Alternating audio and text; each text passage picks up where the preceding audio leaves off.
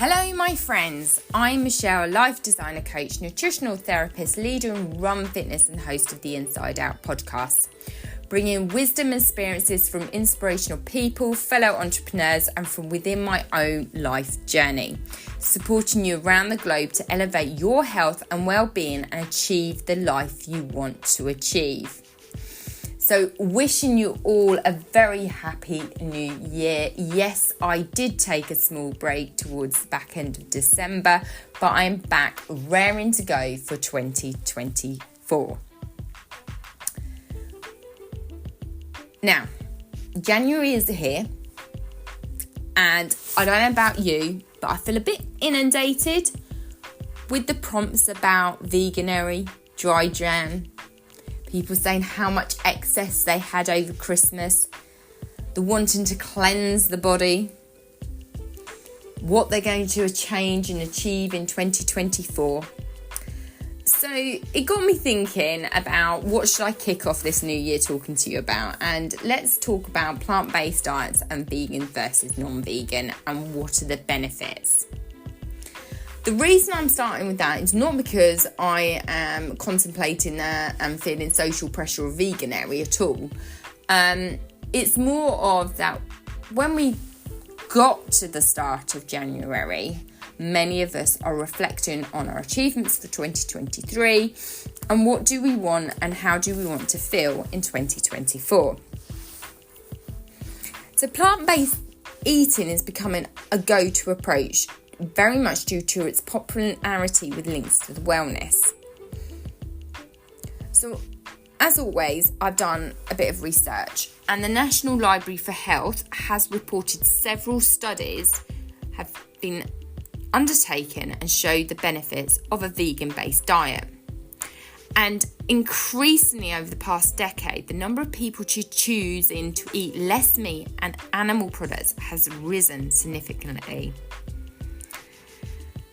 Now, the move towards plant-based diets has been influenced by health and environmental concerns. So, for example, there is a link between high intakes of red and processed meat and increase the risk of colon cancer. But moreover, there's been an increase in interest in plant-based diets for animal welfare, ethical and environmental sustainability reasons. Just by changing the types of food we eat and how often we eat them, it is possible to ease the pressure of the global food system. It is generally agreed that meat and dairy products are associated with more greenhouse gas emissions than other foods, although the amounts can vary with the type of farming practices used. And that I think is quite important, because perhaps one of the things that we should be campaigning for is making more farming practices more environmentally friendly. By adopting more plant-based diets, guidelines around the world are encouraged to protect the environment and has some benefits for helping people to decrease obesity.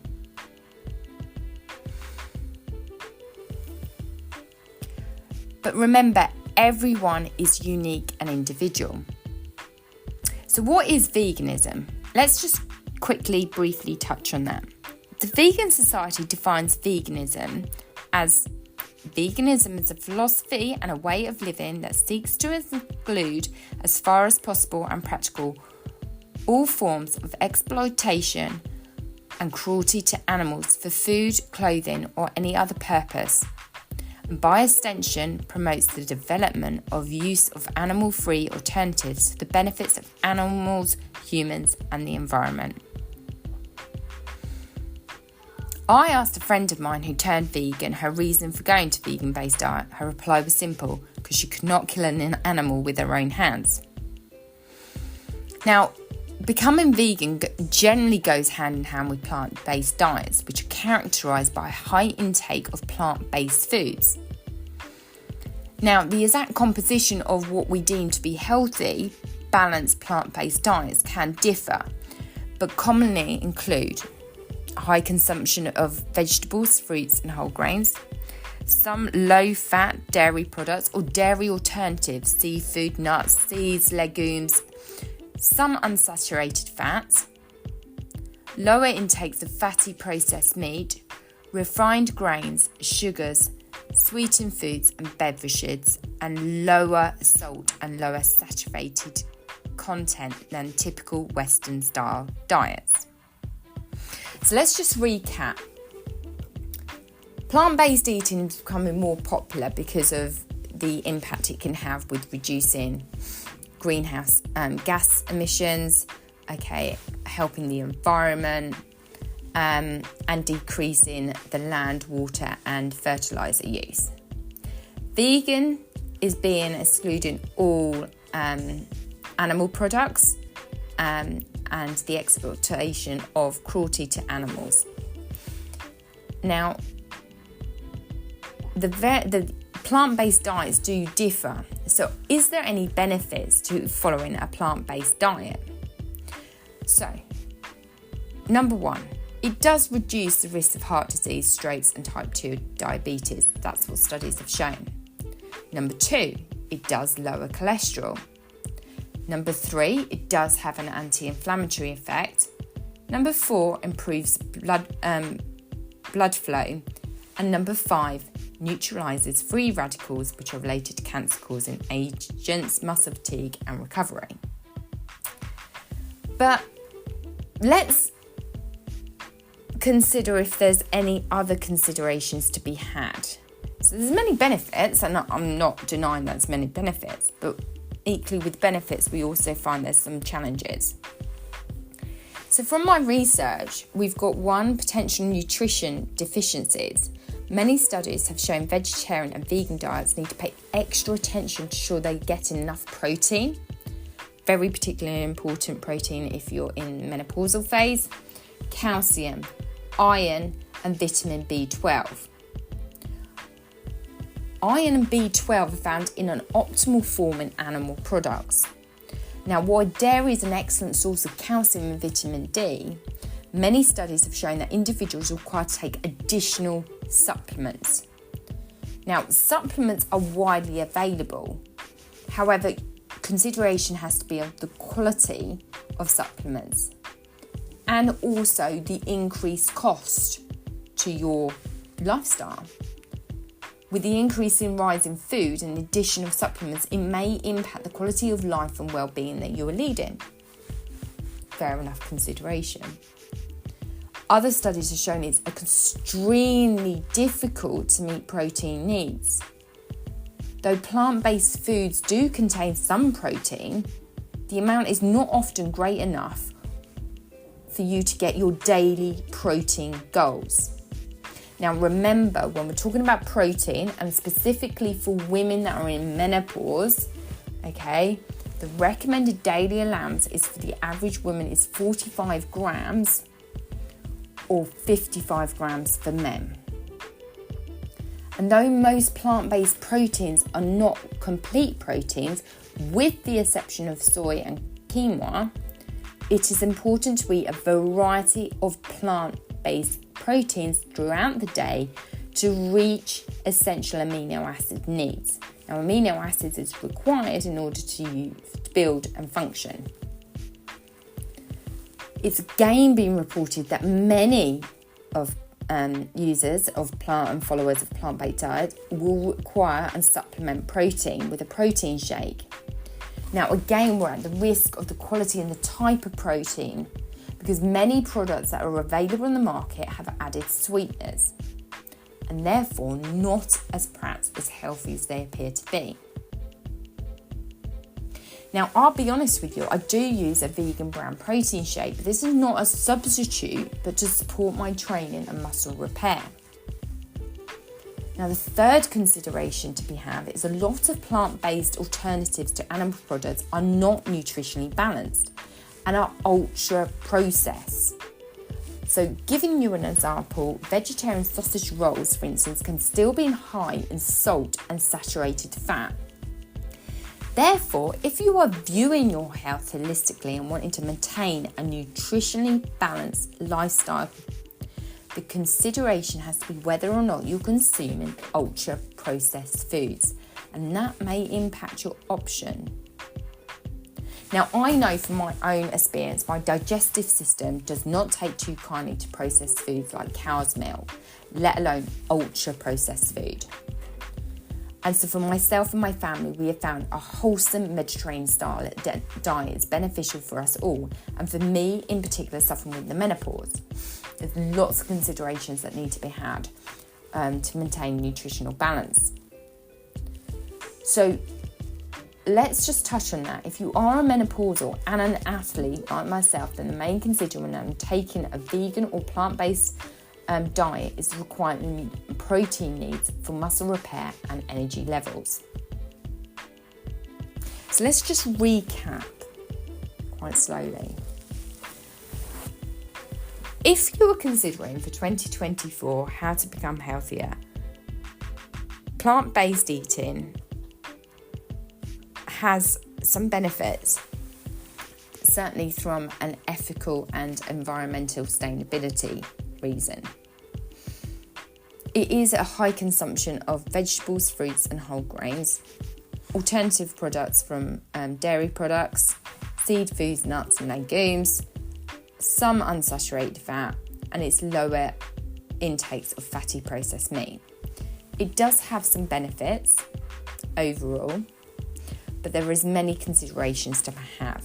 That's making sure you get your nutrition in terms of calcium, iron, protein and B12. Make sure you essentially get the protein that you need. Okay, and that a consideration is that you've got to make sure that you're not eating ultra processed foods, because that has a detrimental effect on maintaining your health and wellness. So let's just reflect for the moment and look at the conclusions.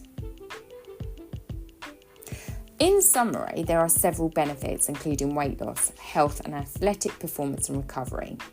However, each individual does need to be mindful of the protein intake to meet body's needs, nutrition deficiencies, and for female athletes, they should check for iron deficiency anemia.